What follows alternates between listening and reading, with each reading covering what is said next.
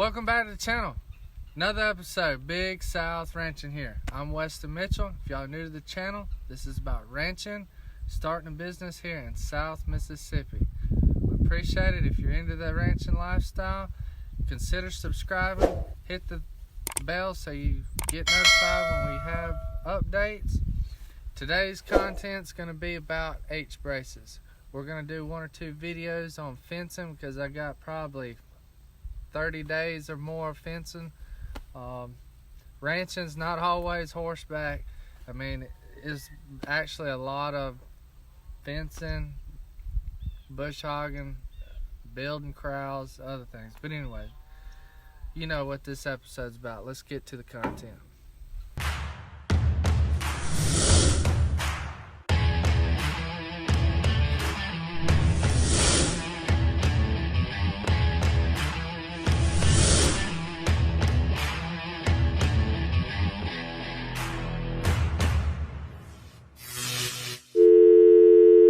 Alright guys, this is the H-brace.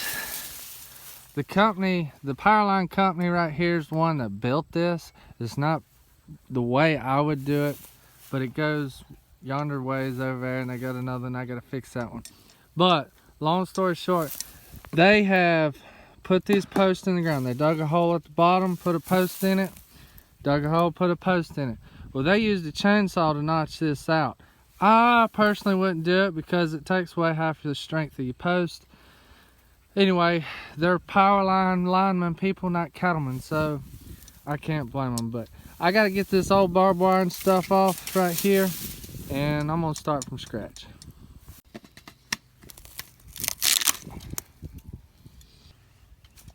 Alright, these are fencing pliers. They're used for different things. I'm going to show you right there at the bottom. We can put this wire right there, and notice that's going to be some cutters. You just boom, got them cut.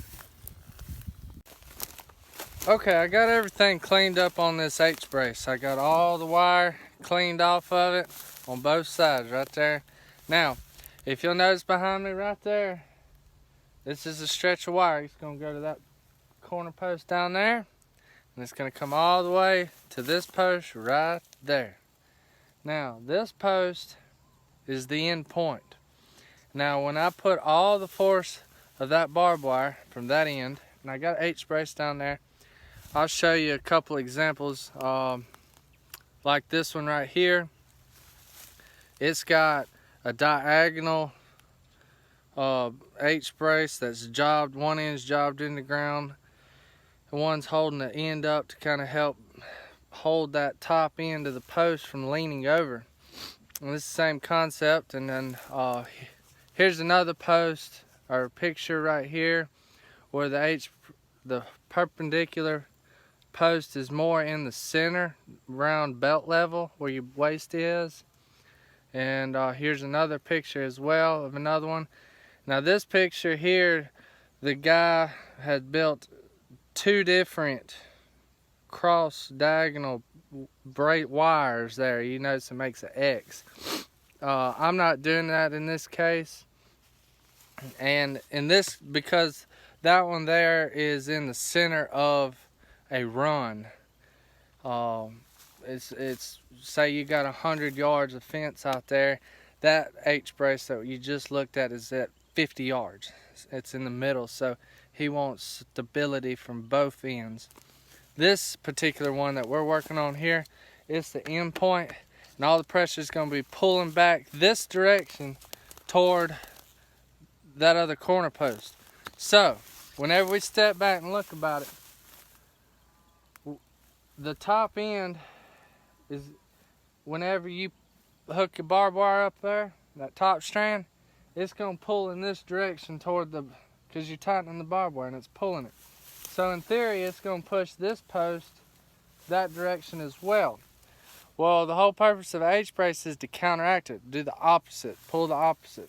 So to do that, what we're going to do is we're going to make a diagonal barbed wire, I guess you'd call it a binder. We're going to spin it up, I'll show you here, but the the barbed wire is pulling that way, so we're gonna start at the bottom here because it's got less torque leverage, and I'm gonna run that diagonal wire up to this end right here. And when I spin this rebar in that wire, it's gonna get tensioned up and tighten and tighten, and it's gonna actually pull this top of the post this direction, which is the opposite of the barbed wire, so it counteracts. I'll show you right now.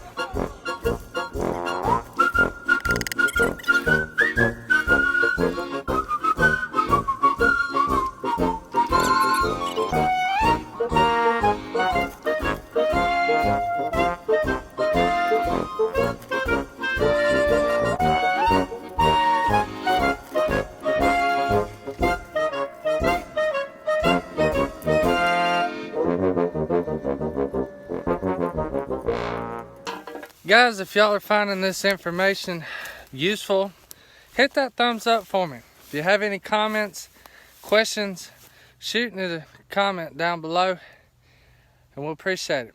Now, we've got, I put a staple in right here, and I also put a staple at the lower end. Now what we're gonna do here is I've got 2 on one side right there and 2 on the other.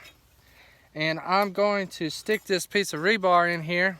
Now, I typically would like a longer piece of rebar. This is something I found in the scrap pile when I get in the barbed wire. It's cheap, inexpensive. Just, we're on a budget. Remember, we're ranching, starting off. We can't afford a bunch of high dollar stuff. Okay, now this is where it gets a little dangerous. Right here, I want the end because the reason I would want it longer is because I would like it to be able to twist the wire right. Sorry about that, I got interrupted by a phone call. I gotta hit that, that's a YouTube mistake. But anyway, where I was getting at, I would like to have a longer piece of rebar to fit in the center. That way you'll have equal twist on this side, equal twist on that, but it's not a perfect world. But what I'm doing, I twist this up and create tension on this barbed wire. And I'm gonna show you right here. If you watch around here, look, I've already done just by putting a little bit of tension on it. Notice there's a gap right there. This post, which is the one with the wire is closest to the fence, it's gonna lean in this direction to counteract the pull of the barbed wire, which is gonna be pulling in that direction. Here's the lower view of it. When I tighten it up, it's gonna create this post to push this post in that direction, which is counteractive to the barbed wire, which is at the end right here, and it'll make a lot of sense. I'll show you. Okay, I got it nice and tight. I mean, it's real tight. Now, please be caution, because you knock your teeth out if you're to lose this rebar and it unspin on you, knock you in the face or knee. Keep both hands on it all the time, but I stapled it to this cross member so it won't come unloose. All right, so this is where the gate, this is the end post, and look right there. See, it pushed this corner post away. When I go to put 5 strands of barbed wire and pull it in that direction, it's gonna probably pull that back and possibly lift that gate up, keep it from dragging. All right, that's gonna be it for the H-bracing. I'm gonna have a couple more videos on fencing. This is gonna probably just be part 1 of part 4 or 5, who knows. I got a lot of fencing to do this fall. I got another lease property that I got a fence in, probably a mile, but bear with me. And hey, Casey, I hadn't forgot about your request on doing something with stock dogs and dog training. Jake's here with me, he's laid up in the grass, but tip for right now, mainly hang out with them, spend time with them, teach them English so they'll know what you're kind of talking about. And I'm gonna try, I ain't forgot about you. But anyway, we appreciate y'all watching this episode on H-braces, and we're gonna see y'all on the next episode of Big South Ranching.